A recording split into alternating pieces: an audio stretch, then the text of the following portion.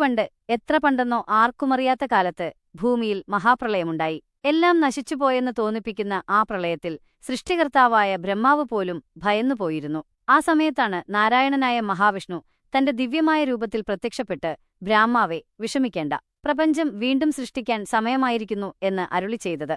അങ്ങനെ പ്രളയം അവസാനിച്ചപ്പോൾ ലോകം വീണ്ടും ശാന്തമായി. പക്ഷേ എങ്ങും ശൂന്യമായിരുന്നു. അപ്പോൾ ദേവഗുരുവായ ബൃഹസ്പതിയും വായുദേവനും ഒരുമിച്ച് ഒരു സ്ഥലത്ത് എത്തിച്ചേർന്നു. അവിടെ അവർ കണ്ടത് പ്രകാശത്തിൽ കുളിച്ചു നിൽക്കുന്ന ഒരു വിഗ്രഹമായിരുന്നു. ആ വിഗ്രഹം കണ്ടപ്പോൾ അവർക്ക് അത്ഭുതമായി. ബ്രഹ്മാവ് സൃഷ്ടി തുടങ്ങിയ കാലം മുതൽക്കേ പൂജിച്ചിരുന്നതും പിന്നീട് മഹാവിഷ്ണു ദ്വാരകയിൽ പൂജിച്ചിരുന്നതുമായ അതേ വിഗ്രഹമായിരുന്നു അത്.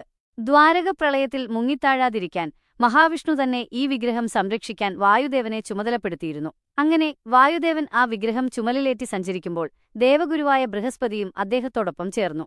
ആ വിഗ്രഹം എവിടെ പ്രതിഷ്ഠിക്കണം എന്നൊരു ചോദ്യം അവർക്കുണ്ടായി. അപ്പോൾ ഒരു ദിവ്യശബ്ദം കേട്ടു: നിങ്ങൾ ഈ വിഗ്രഹം യോജിച്ച ഒരു സ്ഥലത്ത് പ്രതിഷ്ഠിക്കുക. അവിടെ ഭക്തർക്ക് ആശ്വാസം ലഭിക്കും, രോഗങ്ങൾ മാറും, സങ്കടങ്ങൾ തീരും എന്നായിരുന്നു ആ ശബ്ദം. അങ്ങനെ അവർ യാത്ര തുടർന്നു. ഒടുവിൽ ഒരു മനോഹരമായ സ്ഥലത്തെത്തി. അവിടെ ശിവനും പാർവതിയും ഒരുമിച്ച് തപസ്സനുഷ്ഠിക്കുകയായിരുന്നു. വിഗ്രഹം കണ്ടപ്പോൾ ശിവനും പാർവതിയും സന്തോഷത്തോടെ അവരെ സ്വാഗതം ചെയ്തു. ഈ സ്ഥലം വിഷ്ണുവിന്റെ പ്രതിഷ്ഠയ്ക്ക് ഏറ്റവും ഉത്തമമാണെന്ന് ശിവൻ പറഞ്ഞു. തങ്ങളുടെ തപസ് തുടരാൻ മറ്റൊരു സ്ഥലത്തേക്ക് മാറിക്കൊടുക്കുകയും ചെയ്തു. അങ്ങനെ ബൃഹസ്പതിയുടെയും വായുദേവന്റെയും നേതൃത്വത്തിൽ ആ വിഗ്രഹം അവിടെ പ്രതിഷ്ഠിച്ചു.